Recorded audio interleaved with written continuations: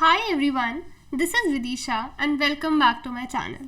So in this video we are going to start with chapter number 6 of class 12th political science, that is the crisis of democratic order.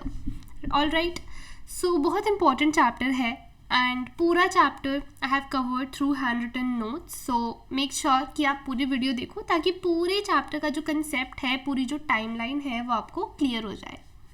अब यहाँ पे देखो जो हमारा previous chapter था उसमें हमने लास्ट जो इलेक्शंस देखे थे वो थे 1971 के इलेक्शंस और हमने देखा कि इन इलेक्शंस में कांग्रेस जो कांग्रेस आर थी, ठीक है, जो इंदिरा गांधी वाली कांग्रेस थी, जब कांग्रेस में स्प्लिट हो गया था, राइट. अगर आपने वो चैप्टर नहीं पढ़ा है then please go and first study that chapter, उसके बाद ये वाला समझ में आएगा, ठीक है. तो जब कांग्रेस में स्प्लिट हो गया था उसके बाद जो इंदिरा गांधी वाली कांग्रेस थी, जिसे कांग्रेस आर बोला गया, वो जीत गई थी और इंदिरा गांधी की पॉपुलैरिटी बहुत ज़्यादा बढ़ गई थी. तो यहाँ पे यही बताया है that we have already studied the changes that were taking place in India since in Indian politics since 1967, ठीक है. अब यहाँ पे 1967 की जो पॉलिटिक्स थी वो तो हमें पता है. अब हम देखते हैं कि भाई इंडिया में आप लोगों ने सुना ही होगा कि इमरजेंसी इम्पोज करी गई थी 1975 में. वो इमरजेंसी यहाँ पे पढ़ने वाले हैं एंड सिंस वो इमरजेंसी यहाँ पे इम्पोज करी गई थी जिसमें जो डेमोक्रेटिक फंक्शनिंग थी गवर्नमेंट की उसको यहाँ पे बिल्कुल ख़त्म कर दिया गया था. फंडामेंटल राइट्स को एक्सप्लॉइट करा जा रहा था, ठीक है. प्रिवेंटिव डिटेंशन बहुत ज़्यादा हो रहा था. प्रेस सेंसरशिप उस टाइम पर लगा दी गई थी. तो यहाँ पे हम बोल सकते हैं that this was the crisis of democratic order, ठीक है. सो आई होप चैप्टर का जो कॉन्टेक्स्ट है वो क्लियर है. तो यहाँ पे अब हम स्टार्ट करने वाले हैं बैकग्राउंड टू इमरजेंसी. मतलब भाई इमरजेंसी क्यों इम्पोज करी गई, what were the events that led to the imposition of emergency in 1975, वो हम यहाँ पे पढ़ने वाले हैं. What was the background? I hope it is clear. So let's start. अब देखो Indira Gandhi she basically emerged as a towering leader, right. इनकी पॉपुलैरिटी बहुत ज़्यादा बढ़ गई थी. हमने देखा जो 1971 का जो वॉर हुआ था, बांग्लादेश वॉर, उसकी वजह से भी इंदिरा गांधी की पॉपुलैरिटी काफ़ी ज़्यादा इंक्रीज हो गई थी. और इस टाइम पे party competition became better and polarised, है ना. बिकॉज जो इंदिरा गांधी की कांग्रेस थी, कांग्रेस आर, उसकी पॉपुलैरिटी बहुत बढ़ रही थी. वो खुद इतनी पॉपुलर हो रही थी पूरी कंट्री में, राइट. तो जो पॉलिटिकल कंपटीशन था वो बहुत एक्सट्रीम लेवल पे था इस टाइम पीरियड में हमारी कंट्री में. उसके बाद गवर्नमेंट और जुडिशरी के बीच में काफ़ी टेंशन्स थी, ठीक है. गवर्नमेंट मतलब भाई जो रूलिंग पार्टी है, ठीक है, जो कि कांग्रेस थी, और जुडिशरी हमारा हो जाता है बेसिकली जो सुप्रीम कोर्ट के बारे में हम यहाँ पे पढ़ेंगे, ठीक है. सो जुडिशरी और गवर्नमेंट के बीच में टेंशन्स आ रही थी. क्या टेंशन थी हम चैप्टर में देखेंगे. Now opposition parties said basically कि भाई पॉलिटिक्स जो है वो बहुत ज़्यादा पर्सनलाइज बन रहा है ना. बिकॉज हम यहाँ देखेंगे कि एक ही बड़ी लीडर थी इंदिरा गांधी, है ना, और सारी ऑपोजिशन पार्टीज़ उनके अगेंस्ट जो भी पॉलिसीज़ थी, जो भी अपने फ्रेमवर्क्स थे वो फ्रेम कर रही थी, वो बना रही थी. तो यहाँ पे ये देखा गया कि इस टाइम पे जो पॉलिटिक्स है वो बहुत ज़्यादा पर्सनलाइज हो रही है, राइट. अब यहाँ देखो जो गवर्नमेंट अथॉरिटी है वो बेसिकली पर्सनल अथॉरिटी में कन्वर्ट हो गई है. बिकॉज यहाँ जो पावर है वो सिर्फ एक ही इंसान के हाथ में है. So government authority personal authority में कन्वर्ट हो रही है. एंड फिर हम देखते हैं that there was split in the Congress, right. और ये जो स्प्लिट हुआ था इसकी वजह से it created division between Indira Gandhi and her opponents. तो ये जो डिविजन था ये भी बहुत बड़ा रोल प्ले करेगा इमरजेंसी में, राइट. आई होप ये जो पॉलिटिकल कॉन्टेक्स्ट है ये क्लियर है. अभी तक हमने ये देखा जो पॉलिटिकल कॉन्टेक्स्ट था, ठीक है. अब हम देखेंगे इकोनॉमिक कॉन्टेक्स्ट क्या था, इकोनॉमिक लेवल पे क्या चीज़ें हो रही थी. तो देखो जो इलेक्शंस हुए हमारे 1971 में, उसमें कांग्रेस ने क्या स्लोगन दिया था, गरीबी हटाओ, मतलब रिमूव पॉवर्टी, ठीक है. गरीबी हटाओ का यहाँ पे स्लोगन दिया गया था. बट जब कांग्रेस पावर में आई 1971 के इलेक्शंस के बाद तो इतना ज़्यादा जो इकोनॉमी है उसमें इतना ज़्यादा इंक्रीज़ नहीं देखा गया, इतनी ज़्यादा इम्प्रूवमेंट नहीं देखी गई, ठीक है।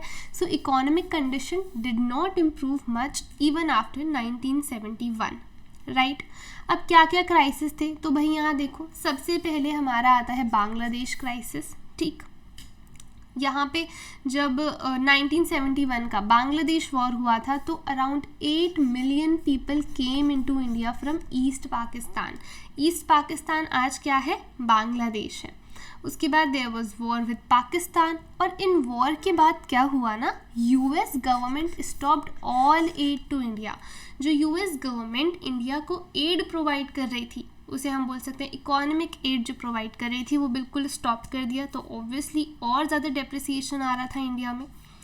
ऑयल प्राइसेस इंक्रीज हो गए, तो ये तो इंटरनेशनल लेवल पे बहुत बड़ा क्राइसिस था, जिसकी वजह से सारी ही कमोडिटीज़ के प्राइस इंक्रीज होते चले गए and ultimately it led to high inflation in our country.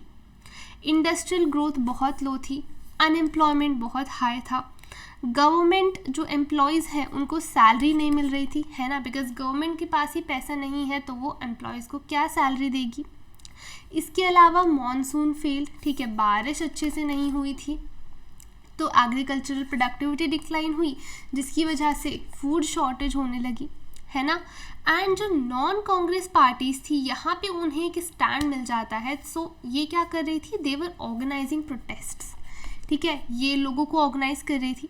Particularly हम देखते हैं एग्रीकल्चर सेक्टर में काफ़ी ज़्यादा प्रोटेस्ट हो रहे थे। उसके बाद मार्क्सिस्ट ग्रुप्स यहाँ पे इमर्ज होते हैं, ठीक है। They basically used arms and violent methods, क्योंकि दे वर अगेंस्ट कैपिटलिज्म, ठीक है। इन्हें क्या करना था, ये कैपिटलिज्म को, आप देखो मार्क्सिस्ट ग्रुप्स का क्या था, they wanted to overthrow the capitalist order and established political system. तो जो एग्जिस्टिंग पॉलिटिकल ऑर्डर था, एग्जिस्टिंग कैपिटलिज्म थी, उसको ये हटाना चाहते थे। और ये जो ग्रुप्स थे इन्हें हम नक्सलाइट्स भी बोल सकते हैं, जो कि वेस्ट बंगाल में काफ़ी ज़्यादा प्रोमिनेंट थे, ठीक है। सो काफ़ी ज़्यादा वॉयलेंस इन्होंने यूज़ करा अपना जो गोल है उसे अचीव करने के लिए। I hope this context is clear. उसके बाद यहाँ पे बहुत इंपॉर्टेंट मूवमेंट्स आती हैं दो, एक गुजरात की और एक बिहार में मूवमेंट, ठीक है। सो बहुत इंपॉर्टेंट है, मेक श्योर कि अच्छे से समझो इसको। अब गुजरात और बिहार में ना जो मूवमेंट्स हो रही थी उसमें हम देखेंगे कि students were in the forefront, ठीक है। Students were basically organising these protests. अब पहले गुजरात के बारे में पढ़ते हैं। तो हुआ क्या, 1974, ठीक है, जनवरी 1974 में जो गुजरात में स्टूडेंट्स थे ना, they began to protest against 3 things basically, ठीक है। राइजिंग फूड प्राइसेस बहुत बढ़ रहे थे। उसके बाद जो कुकिंग ऑयल और अदर एसेंशियल कमोडिटीज़ हैं ये बहुत ज़्यादा महंगी हो रही थी, जैसा हमने देखा कि इन्फ्लेशन था, है ना। उसके बाद करप्शन, जो भी गवर्नमेंटल अथॉरिटीज़ थी वहाँ पे करप्शन बहुत ज़्यादा हो रहा था। तो इन 3 इश्यूज़ के अगेंस्ट बेसिकली इन्होंने प्रोटेस्ट करना स्टार्ट कर दिया। अब ये जो प्रोटेस्ट है it was joined by major opposition parties. तो जो कांग्रेस के ऑपोजिशन में पार्टीज थी उन्होंने इस प्रोटेस्ट को ज्वाइन कर लिया and ultimately it led to the imposition of president's rule. तो कांग्रेस गवर्नमेंट का अब यहाँ रूल नहीं था, अब प्रेसिडेंट्स रूल लग गया था बिकॉज काफ़ी ज़्यादा यहाँ पे इशू क्रिएट हो रहा था गुजरात में। अब ये जो ऑपोजिशन पार्टीज़ हैं इन्होंने एक डिमांड रखी कि हमें फ्रेश लेजिस्लेचर इलेक्शंस चाहिए, जो स्टेट लेजिस्लेचर होते हैं हमें फ्रेश इलेक्शंस कराने हैं गुजरात में। और यहाँ क्या होता है, मोरारजी देसाई जो है ना, he was the main rival of Indira Gandhi. हमने देखा जब लाल बहादुर शास्त्री की डेथ होती है तो उसके बाद जब प्राइम मिनिस्टर को डिसाइड करने की बात आई, अपॉइंट करने की बात आई, तो कौन से 2 लीडर्स के बीच में सबसे ज़्यादा कंपटीशन था, Indira Gandhi and Morarji Desai, right. So वही इशू यहाँ पे हम देख सकते हैं कि he was a prominent rival of Indira Gandhi. इन्होंने भी मूवमेंट ज्वाइन करी and he declared an indefinite fast कि भाई मैं फास्ट पे रहूँगा जब तक लेजिस्लेचर गुजरात में लेजिस्लेचर के इलेक्शंस नहीं कंडक्ट हो जाते। फाइनली ये सारी चीज़ें होने के बाद जुलाई 1975 में यहाँ पे असेंबली इलेक्शंस होते हैं और कांग्रेस यहाँ पे हार जाती है। ठीक है, सो ये थी गुजरात की बात। अब आते हैं बिहार पे। बिहार में क्या होता है? मार्च 1974, गुजरात में जनवरी है, बिहार में मार्च है। मार्च 1974 में स्टूडेंट्स ने प्रोटेस्ट करा। ऑलमोस्ट सेम ही इश्यूज हैं भाई, राइजिंग प्राइसेस, करप्शन हो रहा है, फूड स्कार्सिटी एंड अनएम्प्लॉयमेंट। ठीक है, तो ये 4 मेजर यहाँ पे इश्यूज हैं जिनके अगेंस्ट स्टूडेंट्स ने प्रोटेस्ट को लॉन्च करा।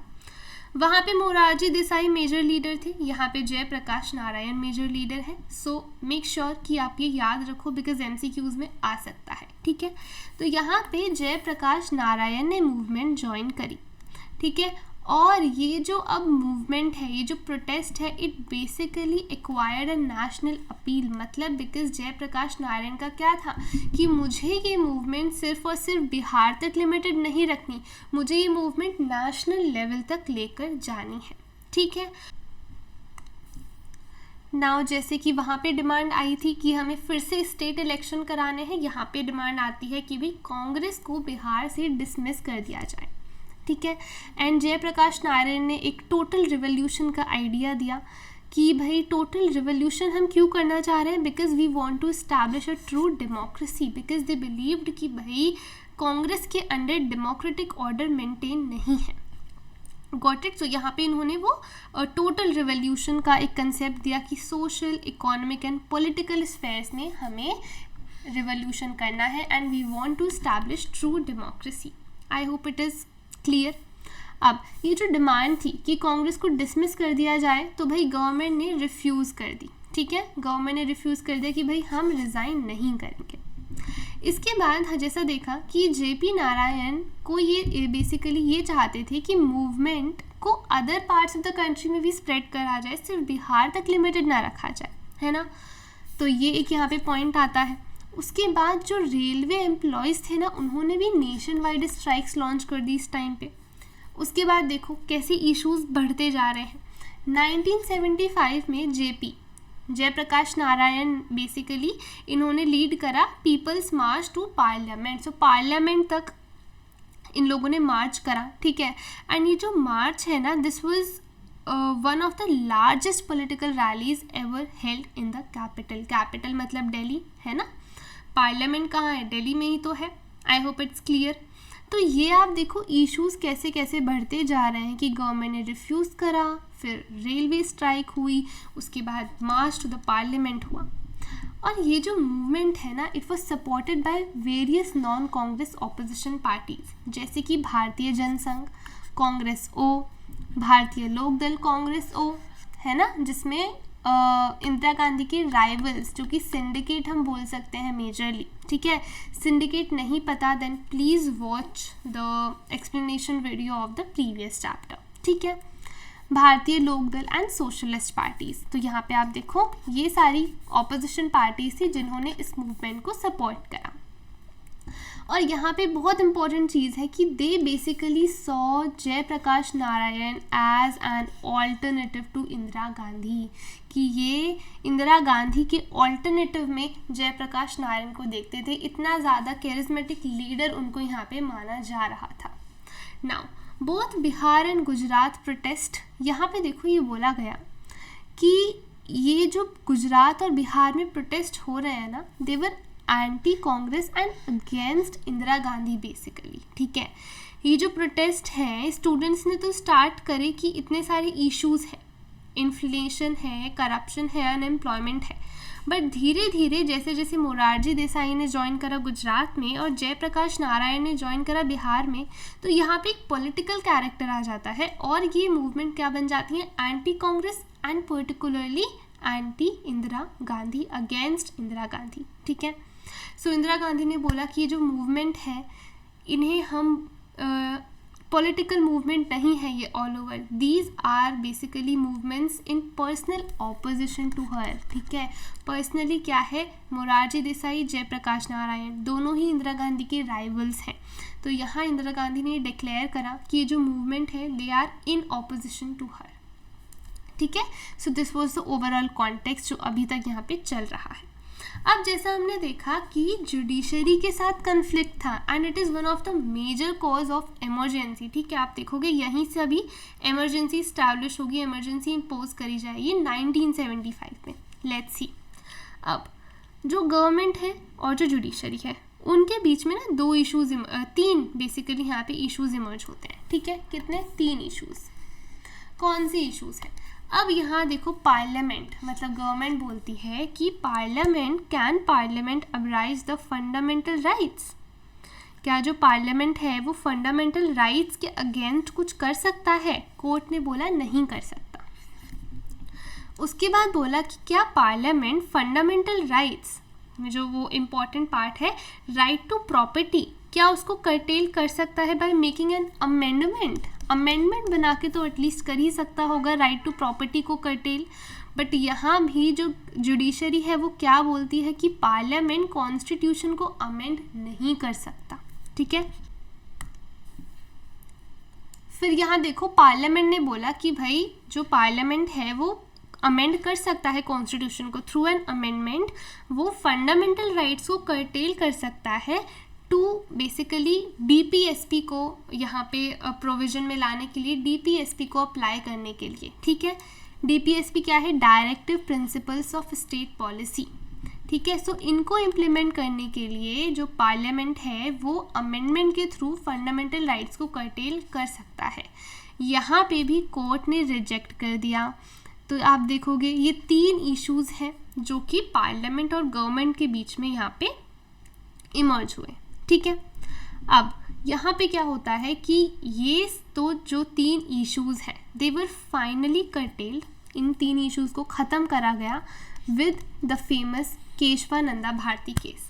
तो होता क्या है, केशवानंदा भारती केस में जो जुडिशरी है, जो सुप्रीम कोर्ट है, ये अनाउंस करता है कि ये जजमेंट देता है कि there are some basic features of the constitution और पार्लियामेंट इन बेसिक फीचर्स को अमेंड नहीं कर सकता, ठीक है।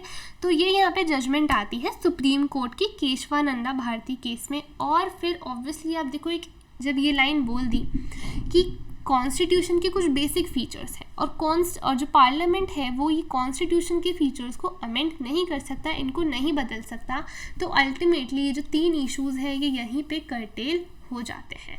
ये 3 इश्यूज़ तो ख़त्म हो गए, बट हो क्या रहा है दैट हम देखते हैं कि पार्लियामेंट और जुडिशरी के बीच में कन्फ्लिक्ट तो यहाँ पे इमर्ज हो ही गया है, right. I hope these 3 issues are clear to you. अब यहाँ पे आती है 2 major developments that further created tensions. अभी ख़त्म नहीं हुई जुडिशरी और गवर्नमेंट की टेंशन। अब होता क्या है, just after Kesavananda Bharati case, ठीक है, 1973 में हुआ। 1973 में जब सुप्रीम कोर्ट ने अपना डिसीजन दे दिया केशवानंदा भारती केस में, उसके बाद ही वैकेंसी बेसिकली यहाँ पे अराइज होती है for the position of chief justice of India. मतलब अब चीफ जस्टिस ऑफ इंडिया की जो पोजीशन है वो खाली हो गई, अब वहाँ कौन बैठेगा? तो नॉर्मली ये प्रैक्टिस होती है कि जो सीनियर मोस्ट जज होगा वो बनेगा chief justice of India. But यहाँ पे जो सीनियर मोस्ट जजेस थे उस टाइम पे कांग्रेस ने क्या करा, सीनियर मोस्ट जजेस को इग्नोर करके A.N. रे को अपॉइंट कर दिया as chief justice of India in 1793। And this was considered to be politically controversial because rules के अकॉर्डिंग, लॉज के अकॉर्डिंग जो सीनियर मोस्ट जज है वो चीफ जस्टिस बनता है। और यहाँ पे आपने एक जो सीनियर जजेस हैं उनको इग्नोर करके A.N. रे को चीफ जस्टिस बना दिया, है ना। तो इसके अगेंस्ट काफ़ी ज़्यादा प्रोटेस्ट हुए, काफ़ी स्टेप्स लिए गए कांग्रेस के अगेंस्ट, बट अल्टीमेटली A.N. रे चीफ जस्टिस यहाँ पे बन गए थे। एक ही पहला इशू हो गया, ठीक है, जुडिशरी और गवर्नमेंट के बीच में। दूसरा यहाँ पे कौन सी डेवलपमेंट आती है, कौन सा इशू आता है? जो हाई कोर्ट था, यहाँ देखो 12 जून 1975 में क्या हुआ, हाई कोर्ट, इलाहाबाद का हाई कोर्ट ने क्या करा, जो इंदिरा गांधी का इलेक्शन था उसे इनवैलिड डिक्लेयर कर दिया। क्यों डिक्लेयर कर दिया, पूरी स्टोरी देखते हैं, बहुत इंटरेस्टिंग है। सो 12 जून 1975, देखो मैंने ना यहाँ पे हाईलाइट कर रखे हैं। सो मेक श्योर कि ये जो इंपॉर्टेंट पॉइंट्स हैं you are also highlighting in your text books along with me, ठीक है। सो 12 जून 1975 को justice Jagmohan Lal Sinha of Allahabad high court. इन्होंने जजमेंट पास करी कि जो इंदिरा गांधी का इलेक्शन है it is declared as invalid. क्यों? बिकॉज राज नरेन बेसिकली इंदिरा गांधी के ऑपोजिशन में खड़े हुए थे, ठीक है, 1971 में, and he was socialist leader. इन्होंने पिटिशन फाइल करी थी हाई कोर्ट में, ठीक है। इन्होंने क्यों पिटिशन फाइल करी इंदिरा गांधी के अगेंस्ट? इन्होंने बोला कि इंदिरा गांधी, आईजी मतलब इंदिरा गांधी, ठीक है, इंदिरा गांधी ने इलेक्शन कैंपेन में गवर्नमेंट सर्विसेज यूज़ करी हैं जो कि लॉज के अगेंस्ट है, ठीक है। कोई भी गवर्नमेंट इलेक्शन कैंपेन में गवर्नमेंट सर्विसेज यूज़ नहीं कर सकती और वो इंदिरा गांधी ने यहाँ किया है। तो अब ये जजमेंट आया इलाहाबाद हाई कोर्ट की तरफ से कि जो इंदिरा गांधी है अब वो basically she is no longer a MP, अब वो एमपी नहीं रहेंगी, ठीक है। उन्हें वो जो पोस्ट है अब उससे हटा दिया गया है और उन्हें बेसिकली 6 मंथ्स के अंदर अंदर अगर उन्हें एमपी बनना है, मतलब मेंबर ऑफ पार्लियामेंट बनना है, तो 6 महीने के अंदर अंदर उनको फिर से इलेक्ट होना पड़ेगा एज अ एमपी। ये यहाँ पे कंडीशन करी गई, अभी के लिए उन्हें पोस्ट से हटा दिया गया। बट 24 जून को क्या हुआ, जो एससी मतलब सुप्रीम कोर्ट, ठीक है, सुप्रीम कोर्ट ने बेसिकली एक पार्शियल स्टे ग्रांट कर दिया इंदिरा गांधी को on the order of high court. और सुप्रीम कोर्ट ने बेसिकली ये बोला कि जो इंदिरा गांधी हैं she can remain N MP, but जो लोकसभा की प्रोसीडिंग्स हैं वो उनमें पार्ट नहीं ले सकती, ठीक है। आई होप ये बिल्कुल आपको क्लियर है कि यहाँ पे सुप्रीम कोर्ट ने उनको थोड़ा रिलीफ दे दिया कि जब तक उनकी अपील डिसाइड नहीं हो जाती तब तक वो मेंबर ऑफ पार्लियामेंट तो रहेंगी बट लोकसभा की प्रोसीडिंग्स में वो पार्ट नहीं ले सकती। तो यहाँ पे ये डिसीजन आया। यहाँ तक क्लियर है? All right. अब ये कन्फ्लिक्ट के बाद आते हैं डिक्लेरेशन ऑफ इमरजेंसी। अब हमने देखो स्टार्टिंग से थोड़ा सा पहले रिवाइज करो, ठीक है, क्योंकि बहुत सारे इवेंट्स हमने पढ़े हैं। सबसे पहले हमने पॉलिटिकल कॉन्टेक्स्ट देखा, ठीक है, बिल्कुल पहले पेज पे। उसके बाद हमने इकोनॉमिक कॉन्टेक्स्ट देखा, राइट। उसके बाद हमने देखा कि नक्सलाइट्स ग्रो हो रहे थे, ठीक है, जो कि कैपिटलिस्ट जो सिस्टम है, जो एग्जिस्टिंग पॉलिटिकल ऑर्डर है उसे ओवरथ्रो करना चाह रहे थे। उसके बाद हमने गुजरात की मूवमेंट देखी जिसमें मोरारजी देसाई थे। देन बिहार की मूवमेंट देखी जो कि दोनों ही मूवमेंट स्टूडेंट लेड मूवमेंट्स थी, ठीक है। इसके बाद हमने गवर्नमेंट वर्सेस जुडिशरी का केस देखा, ठीक है, ये क्लियर है। सो गवर्नमेंट वर्सेस जुडिशरी अभी तक हमने ये पढ़ा है। गवर्नमेंट वर्सेस जुडिशरी में भी पहले हमने 3 इश्यूज देखे, फिर हमने 2 इश्यूज देखे, इन टोटल 5 चीज़ें हमने यहाँ पे देखी। अब फाइनली ये सारी प्रॉब्लम्स के बाद आती है इमरजेंसी की डिक्लेरेशन पे। अब यहाँ देखो बहुत इंपॉर्टेंट है, now the stage was basically set for political confrontation. अब पूरा स्टेज सेट हो चुका है पॉलिटिकल कन्फ्रंटेशन के लिए। जो ऑपोजिशन पार्टीज थी दे वर लेड बाय जयप्रकाश नारायण, ठीक है, and they were demanding Indira Gandhi's resignation. वो चाह रहे थे इंदिरा गांधी रिजाइन कर दे। जून 25, 1975 को there was massive demonstration in Delhi's Ramlila ground. Ramlila ground में बहुत मास डेमोन्स्ट्रेशन ऑर्गेनाइज करा गया, ठीक है। जयप्रकाश नारायण ने एक नेशन वाइड सत्याग्रह लॉन्च कर दिया। आप देखो कैसे कैसे और इश्यूज अभी इमर्ज हो रहे हैं, ठीक है। पहले क्या हुआ, ऑपोजिशन जो पार्टीज़ हैं उन्होंने क्या बोला, इंदिरा गांधी रिज़ाइन करे। रामलीला ग्राउंड में डेमोन्स्ट्रेशंस हुए, जयप्रकाश नारायण ने नेशन वाइड सत्याग्रह लॉन्च कर दिया, और जो आर्मी ऑफिशियल्स हैं, जो ब्यूरोक्रेट्स हैं, जो पुलिस है, उन्हें बोला कि आप जो गवर्नमेंट आपको ऑर्डर्स दे रही है उनको ओबे नहीं करेंगे because they are illegal and immoral, ठीक है। सो आप उन ऑर्डर्स को जो ऑर्डर्स देगी गवर्नमेंट आप उन्हें फॉलो ना करें, ऐसी अपील जयप्रकाश नारायण ने ब्यूरोक्रेट से करी, ठीक है। अब यहाँ पे हम देखेंगे जो पूरा पॉलिटिकल मूड है कंट्री का वो अगेंस्ट कांग्रेस हो गया है, कांग्रेस के अगेंस्ट हो चुका है। यहाँ तक क्लियर है। अब जब कांग्रेस देख रही है कि भाई सारी चीज़ें उसके अगेंस्ट जा रही हैं, इंदिरा गांधी के अगेंस्ट जा रही हैं, ना तो लोग खुश हैं, इकोनॉमिक जो प्रॉस्पेरिटी है वो भी डाउन जाती जा रही है, जुडिशरी के साथ इतना सारा कन्फ्लिक्ट हो गया है, ऑपोजिशन पार्टीज डेमोन्स्ट्रेशंस लीड कर रही हैं, नेशन वाइड सत्याग्रह लॉन्च कर दिया गया है, तो अब गवर्नमेंट का क्या रिस्पॉन्स रहेगा? And this response was emergency. ठीक है, लेट्स सी। तो फाइनली 25 जून 1975 को गवर्नमेंट डिक्लेयर दैट कंट्री में बहुत सारे इंटरनल डिस्टर्बेंसेस हो रहे हैं, और ये जो इंटरनल डिस्टर्बेंसेस हैं ये कंट्री की जो गवर्नमेंट है उसकी फंक्शनिंग को डिस्टर्ब कर रहे हैं। ठीक है, अब यहाँ पे क्या होता है, आर्टिकल 352 के अंडर, गाइस बहुत इंपॉर्टेंट है, आर्टिकल 352 के अंडर इमरजेंसी डिक्लेयर कर सकती है गवर्नमेंट। ठीक है, इमरजेंसी किस ग्राउंड्स पे? On the grounds of external threats या फिर इंटरनल डिस्टर्बेंसेस। तो कांग्रेस ने क्या बोला कि कंट्री में इंटरनल डिस्टर्बेंसेस है एंड इसी की वजह से हम इमरजेंसी यहाँ पे अनाउंस करते हैं, इमरजेंसी इम्पोज करते हैं all over the country. Emergency यहाँ पे इम्पोज हो गई, क्लियर है। अब देखो ये पूरा गवर्नमेंट का ऑर्डर यहाँ पे आप देखो ये पूरा दे रखा है। ठीक है, so make sure you read this and highlight these points. अब होता क्या है कि जब इमरजेंसी इम्पोज हो गई तो अब हुआ क्या कंट्री में? इमरजेंसी इम्पोज करने का मतलब क्या है? What are the features of emergency? यहाँ पे आपके फीचर्स दे रखे हैं। ठीक है, so once an emergency is proclaimed तो जो फेडरल डिस्ट्रीब्यूशन ऑफ पावर होता है उसे सस्पेंड कर दिया जाता है। फेडरल डिस्ट्रीब्यूशन क्या होता है? ये कि भाई सेंटर के पास पावर है, स्टेट के पास पावर है, फिर जो लोकल गवर्नमेंट्स है वो आती हैं, है ना। जो पावर शेयरिंग होता है वो यहाँ पे सस्पेंड कर दिया जाता है। सारी पावर सेंट्रल गवर्नमेंट के पास होती हैं, यूनियन गवर्नमेंट के पास होती हैं।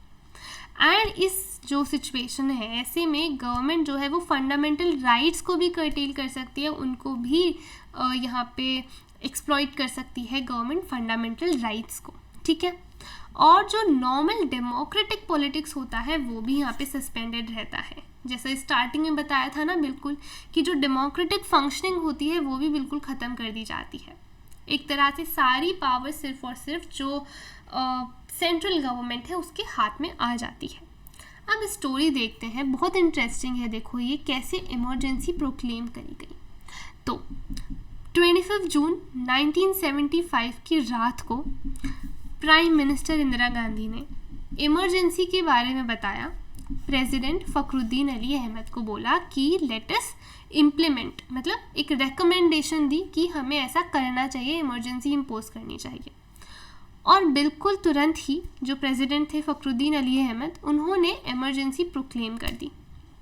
किसी को नहीं पता, यूनियन कैबिनेट को नहीं पता। ठीक है, अब क्या होता है, जो भी मेजर न्यूज़ ऑफिसेस थे वहाँ से इलेक्ट्रिसिटी काट दी गई, उसको डिस्कनेक्ट कर दिया गया इलेक्ट्रिसिटी को। ठीक है, ताकि वो न्यूज़ पब्लिश ना कर पाए। ठीक है, उसके बाद मॉर्निंग में 26 जून 1975 की मॉर्निंग 6 AM को बताया जाता है यूनियन को। ठीक है, और क्या होता है, कैबिनेट को बेसिकली जैसा मैंने बताया कि 26 जून 1975 की सुबह 6 AM को बताया गया कैबिनेट को, और सुबह सुबह बिल्कुल जो ऑपोजिशन के लीडर्स और वर्कर्स थे उनको अरेस्ट करा गया। ठीक है, तो एक तरह से सारी चीज़ें रुक गई हैं पूरी कंट्री में। न्यूज़पेपर के जो ऑफिसेज हैं उन्हें बंद कर दिया गया और ऑपोजिशन पार्टीज़ के लीडर्स को अरेस्ट कर लिया गया। This was the story. ठीक है, अब हम आगे आते हैं कॉन्सिक्वेंसेस पे। ये ली आपकी स्टोरी। ठीक है, रीड इट नाउ। कॉन्सिक्वेंसेस, अब गवर्नमेंट क्या कर रही है इमरजेंसी इम्पोज करके, व्हाट्स द पर्पस? ठीक है, हो क्या रहा है आप कंट्री में, ध्यान से देखो। सारे जो एजिटेशंस चल रहे थे, जैसे कि दिल्ली रामलीला ग्राउंड में देखा है ना, अलग अलग जगह प्रोटेस्ट तो हो ही रहे थे। गुजरात प्रोटेस्ट देखा, बिहार के प्रोटेस्ट देखा, चलो ये तो पहले हुए थे, बट एक प्रोटेस्ट की सीरीज चल रही थी अगेंस्ट गवर्नमेंट, राइट। ये सारे एजिटेशंस स्टॉप हो गए, सारी स्ट्राइक्स को बैन कर दिया गया कि भाई कोई स्ट्राइक्स नहीं करेगा, कोई डेमॉन्स्ट्रेशन नहीं करेगा, कोई प्रोटेस्ट नहीं करेगा। ऑपोजिशन के लीडर्स को अरेस्ट कर लिया गया। अब ऑपोजिशन के लीडर्स को अरेस्ट कर लिया तो यहाँ पे प्रोटेस्ट ऑर्गेनाइज ही कौन करवाएगा? प्रेस सेंसरशिप इम्पोज कर दी गई ताकि जो मास मीडिया है आपकी, जो आपके न्यूज़पेपर्स हैं, वो वही खबर पब्लिश कर पाएँ जो गवर्नमेंट चाहती है और गवर्नमेंट के अगेंस्ट कोई खबर पब्लिश ना हो पाए। गवर्नमेंट ने आरएसएस जो कि राष्ट्रीय स्वयंसेवक संघ होता है उसको बैन कर दिया, जमात-ए-इस्लामी, इन दो ऑर्गेनाइजेशंस को बैन कर दिया। ज़्यादातर जो फंडामेंटल राइट्स थे उनको सस्पेंड कर दिया। Extensive use of preventive detention बहुत ज़्यादा हो रहा था। प्रिवेंटिव डिटेंशन क्या होता है? तो देखो, नॉर्मली जो गवर्नमेंट है या फिर जो पुलिस है वो एक क्रिमिनल को तब अरेस्ट करती है जब उसने क्राइम कमिट कर लिया, ठीक है, कोई गुनाह उसने कर दिया, उसके बाद गवर्नमेंट ने अरेस्ट करा क्रिमिनल को, वो ठीक है। पर प्रिवेंटिव डिटेंशन में क्या होता है कि गवर्नमेंट एक बंदे को, एक इंसान को इसीलिए अरेस्ट कर रही है बिकॉज उसे लगता है कि इन फ्यूचर ये कोई क्राइम कमिट कर सकता है, ठीक है, देयर इज़ प्रोबेबिलिटी। यहाँ पे बहुत ज़्यादा प्रिवेंटिव डिटेंशन करा गया। So people are arrested on the apprehension that they may commit crime. जो अरेस्टेड वर्कर्स थे they could not challenge their arrest in the court. भाई होता क्या है, अगर आपको अरेस्ट कर लिया गया है तो आप कोर्ट में जाते हो, ठीक है, एक हवीस कॉर्पस की आप रिट साइन करते हो, वो पिटिशन देते हो कि what are the basis on which you have been arrested by the government। तो यहाँ पे जो अरेस्टेड लोग हैं वो कोर्ट में जस्टिस लेने भी नहीं जा पा रहे थे। अप्रैल 1975 को ना, अच्छा इससे पहले की बताते हैं, पहले हुआ क्या, जो हाई कोर्ट्स थे उन्होंने ये बोला कि भाई इमरजेंसी में भी एटलीस्ट जो इंसान जिसको आप अरेस्ट कर रहे हो वो कोर्ट में आके आपको चैलेंज कर सकता है, कोर्ट में आकर वो पिटिशन फाइल कर सकता है।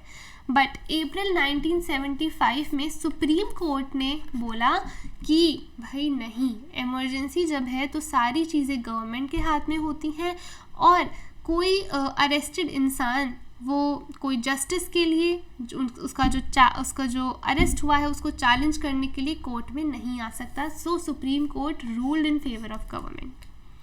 काफ़ी सारे पॉलिटिकल वर्कर्स जो कि अरेस्ट नहीं हुए थे, they went underground and they organise protest against the government, ठीक है। तो यहाँ पे सीक्रेटली काफ़ी सारे प्रोटेस्ट यहाँ पे ऑर्गेनाइज करे गए हैं। जो न्यूज़पेपर्स थे ना, उन्होंने काफ़ी सारे जो न्यूज़पेपर में जगह होती है ना उसको ब्लैंक छोड़ दिया, ठीक है, क्योंकि वहाँ पे ऐसे न्यूज़ आइटम्स थे, ऐसे न्यूज़ आइटम्स वहाँ पे छपने थे जो कि गवर्नमेंट ने पब्लिश होने से मना कर दी क्योंकि वो अगेंस्ट गवर्नमेंट थे, अगेंस्ट इमरजेंसी थे, ठीक है। तो ऐसे स्पेसेस को न्यूज़पेपर्स ने ब्लैंक छोड़ दिया। जैसे कि आप देखो कौन से न्यूज़पेपर्स, इंडियन एक्सप्रेस, स्टेट्समैन, ठीक है, दो मैगजीन्स आती हैं यहाँ पे, Seminar and Mainstream, they choose to shut down, ठीक है। इन्होंने बोला कि हमें सेंसरशिप जो है वो बिल्कुल एक्सेप्टेड नहीं है और उन्होंने अपने ऑफिसेज जो भी था उनको बंद कर दिया। जर्नलिस्ट को अरेस्ट कर लिया गया। जो अंडरग्राउंड न्यूज़ लेटर्स और लीफलेट्स थे वो पब्लिश करे जा रहे थे सीक्रेटली, ठीक है, क्योंकि जो मेन स्ट्रीम के जो आपके न्यूज़पेपर ऑफिसेस थे वहाँ पे तो सेंसरशिप इम्पोज कर दी गई थी। उसके बाद राइटर्स, जैसे कि आप देखो यहाँ पे आते हैं शिवाराम करंत एंड फनीश्वरनाथ रेणु। शिवाराम करंत जो है ये एक कन्नड़ राइटर हैं जिनको पद्म भूषण से अवॉर्डेड करा गया था और फनीश्वरनाथ रेणु तो हिंदी राइटर हैं जिन्हें पद्मश्री दिया गया, ठीक है। इन दोनों ने गवर्नमेंट के अगेंस्ट प्रोटेस्ट करने के लिए अपने जो अवार्ड्स थे उनको रिटर्न कर दिया। अब ये सब चीज़ें तो ठीक है, अब पार्लियामेंट ने कॉन्स्टिट्यूशन में भी चेंजेस लाना स्टार्ट कर दिए, मतलब गवर्नमेंट कॉन्स्टिट्यूशन में भी चेंजेस ला रही है। फॉर इंस्टेंस यहाँ पे जैसा हमने देखा ना, इलेक्शन जो हुए, जो इलाहाबाद हाई कोर्ट था, जो इलाहाबाद हाई कोर्ट वाला जो केस था जिसमें इंदिरा गांधी का इलेक्शन इनवैलिड डिक्लेयर कर दिया गया था, उसको देखते हुए यहाँ पे गवर्नमेंट ने क्या करा कि जो प्राइम मिनिस्टर है, प्रेसिडेंट है और जो वाइस प्रेसिडेंट है उनके इलेक्शंस को कोर्ट में चैलेंज नहीं करा जा सकता, ठीक है। 42nd अमेंडमेंट लाई गई, ये क्लियर है पूरा। 42nd अमेंडमेंट लाई गई और यहाँ पे जो लेजिस्लेचर का ड्यूरेशन है वो 5 साल से बढ़ा के 6 साल कर दिया गया, ठीक है। मतलब जैसे हर 5 साल में इलेक्शंस होते हैं, यहाँ बोला गया हर 6 साल में इलेक्शंस होंगे। और इमरजेंसी के दौरान इलेक्शंस को पोस्टपोन भी करा गया बाय 1 ईयर, ठीक है। सो कॉन्स्टिट्यूशन में भी यहाँ पे चेंजेस लाए जा रहे हैं। I hope it is clear. Now our next topic is lessons of emergency. Alright, so let's start with this now. अब देखो हुआ क्या, इमरजेंसी से हमें क्या सीखने को मिला और क्या चीज़ें हमें इंडियन डेमोक्रेसी के बारे में पता चली, इंडियन पॉलिटिक्स के बारे में पता चली। पहली चीज़ हमने ये देखा, it is extremely difficult to do away with democracy in India, ठीक है। जैसे यहाँ आप देखो कि though there were many observers who think that India ceases to be a democratic during emergency, but it is noteworthy that normal democratic functioning resumed within a short span of time। थोड़े ही time period के बाद normal democracy वापस से resume हो गई थी। तो obviously democracy को इंडिया से हटाना बहुत मुश्किल है। दूसरी चीज़, internal emergency can be proclaimed. Yes, यहाँ पे अब ये करा गया कि जो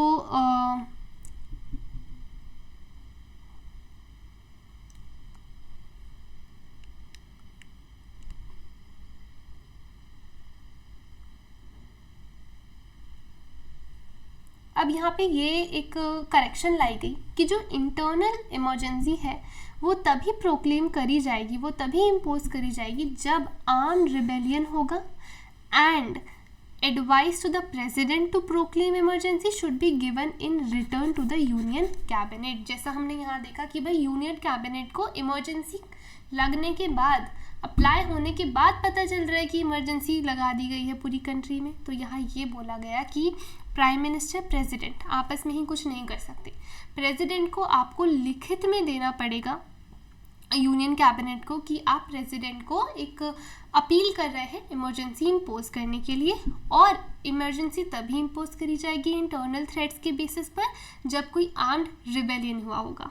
now it made everyone more aware of the civil liberties and civil liberties organizations came up, right। तो उससे पहले ना लोगों को बहुत ज़्यादा अवेयरनेस नहीं थी अपने फंडामेंटल राइट्स या सिविल लिबर्टीज़ के बारे में। तो यहाँ पे उसकी अवेयरनेस बढ़ी और काफ़ी सारी सिविल लिबर्टीज़ ऑर्गेनाइजेशंस भी इमर्ज हुई ताकि ये जो गवर्नमेंट को अंडर चेक रखा जा सके कि वो जो सिविक लिबर्टीज़ हैं उनको एक्सप्लॉइट ना कर पाए, उनको सस्पेंड ना कर पाए। क्लियर है। बट इवन आफ्टर इमरजेंसी ऐसे 2 अनरिजॉल्व इश्यूज हैं, ठीक है। तो ऐसे इश्यूज जिनका अभी तक सोल्यूशन नहीं आ पाया, for example tension between routine functioning of democratic government and continuous protest. Yes भाई, जो routine functioning of democratic government है, ठीक है, बट कंटिन्यूस प्रोटेस्ट भी तो हो रहे हैं और कहीं ना कहीं ये जो प्रोटेस्ट है ये दिखाते हैं कि लोग गवर्नमेंट से सेटिस्फाइड नहीं है, राइट। तो ये एक इशू बना हुआ है इंडिया में। दूसरी चीज़, एक्चुअल इम्प्लीमेंटेशन ऑफ इमरजेंसी। अब देखो, जब आप इमरजेंसी इम्प्लीमेंट करेंगे तो आप किसके थ्रू इम्प्लीमेंट करेंगे? जो आपकी ब्यूरोक्रेसी होगी, जो पुलिस और एडमिनिस्ट्रेशन होगा। तो यहाँ हम ये देख सकते हैं कि ये जो पुलिस, एडमिनिस्ट्रेशन, ब्यूरोक्रेसी है, they are considered as political instruments of the ruling party. इनकी अपनी कोई ऑटोनॉमी है ही नहीं, जो रूलिंग पार्टी बोलेगी इन्हें वही करना पड़ेगा। तो ये 2 इश्यूज यहाँ पे निकल के आते हैं। अब इमरजेंसी के बाद क्या सिचुएशन थी इंडिया में? तो फाइनली 1977 में ये डिसीजन लिया गया कि अब हम लोकसभा इलेक्शंस कंडक्ट करेंगे, ठीक है। जनवरी 1977 में बेसिकली डिसीजन लिया गया था कि मार्च 1977 में इलेक्शंस होंगे। बट हुआ क्या, ये जो 1977 के इलेक्शंस है ना, इट वाज कंसिडर्ड, और हम बोल सकते हैं ये एक रेफरेंडम की तरह बना दिया गया इन नॉर्थ इंडिया स्पेशली, ठीक है। हुआ क्या कि ऑपोजिशन के पास एक स्लोगन था, सेव डेमोक्रेसी, और पूरा का पूरा इलेक्शन जो है वो कांग्रेस के अगेंस्ट ऑपोजिशन इसीलिए करना चाह रही थी, इमरजेंसी को एक हम बोल सकते हैं एक पिलर बनाकर, ठीक है। तो पूरा इलेक्शन इमरजेंसी के अराउंड ही यहाँ पे शेप करा गया, ठीक है। जो ऑपोजिशन है उसके पास सिर्फ एक ही बोलना था कि भाई जो इमरजेंसी प्रोक्लेम हुई है, ठीक है, ये नॉन डेमोक्रेटिक था और ये कांग्रेस ने करी है। सो कांग्रेस के ऑपोजिशन, कांग्रेस के अगेंस्ट पूरी कंट्री यहाँ पे हो रही थी, right, particularly in north India, because north India में ना इमरजेंसी का सबसे ज़्यादा इम्पैक्ट देखा गया था। ऑल राइट, सो ऑपोजिशन का क्या स्लोगन था? Save democracy. And people were definitely against emergency. ठीक है, अब आते हैं 1977 के लोकसभा इलेक्शंस में। तो जनवरी 1977 में डिसाइड करा गया आफ्टर 18 मंथ्स ऑफ इमरजेंसी की लोकसभा इलेक्शंस होंगे।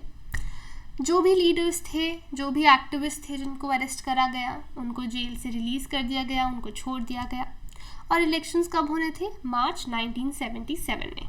क्लियर है? बहुत ही इजीली पॉइंट वाइज देखो समझा रखा है। नाउ अब क्या होता है, जो भी मेजर ऑपोजिशन पार्टीज थी, ठीक है, ये सारी ऑपोजिशन पार्टीज साथ में आ गई और इन्होंने बनाई जनता पार्टी। ठीक है, क्या बनाई? जनता पार्टी। जनता पार्टी के लीडर कौन थे? जयप्रकाश नारायण। 1977 के इलेक्शन को जैसे स्टार्टिंग में मैंने बताया कि भाई रेफरेंडम बना दिया गया था on the basis of emergency.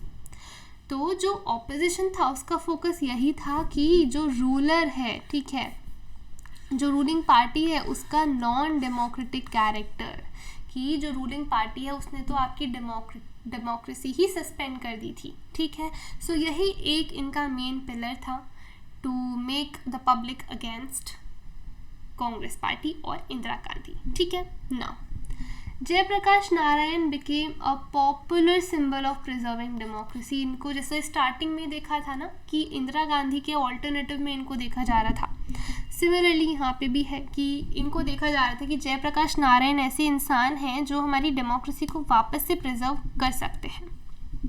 सो अब ये एक देखो, जब सारी ऑपोजिशन पार्टी साथ में आ गई तो यहाँ पे ये एक अश्योरेंस हो जाती है कि जो नॉन कांग्रेस वोट्स हैं वो डिवाइड नहीं होंगे। बिकॉज पहले क्या होता था, दिस इज़ कांग्रेस पार्टी, ये ऑपोजिशन पार्टीज़ हैं। ठीक है, कांग्रेस पार्टी को काफ़ी सारे वोट्स मिल गए और जो नॉन कांग्रेस वोट है ना वो डिवाइड हो जाते थे। बट अब सिंस ये सारी पार्टीज़ एक साथ आ गई तो ये वोट्स डिवाइड नहीं होंगे, ये वोट्स कंसोलिडेट होंगे। आई होप इट इज़ क्लियर। ठीक है, अब रिजल्ट देखते हैं। रिजल्ट में एज एक्सपेक्टेड कि भाई जब पूरा ही इंडिया कांग्रेस के अगेंस्ट है ना, तो कांग्रेस तो जीत ही जाएगी। तो इसको सिर्फ और सिर्फ 154 सीट्स मिली और 35 वोट्स मिले। जनता पार्टी प्लस उसके अलाइज ने इन टोटल 330 सीट्स हासिल करी और सिर्फ जनता पार्टी ने उसको 295 सीट्स मिली। इंदिरा गांधी रायबरेली से हारी, उनके बेटे संजय गांधी अमेठी से हारे। तो रायबरेली अमेठी तो आज भी कांग्रेस के बहुत इंपॉर्टेंट स्पॉट्स हैं, बहुत इंपॉर्टेंट कॉन्स्टिट्यूएंसीज हैं और उस टाइम पे अपनी अपनी कॉन्स्टिट्यूएंसी से ये लोग हारे। ठीक है, नाउ बट एक यहाँ पे देखने वाली बात है कि कांग्रेस पूरी कंट्री में नहीं हारी थी।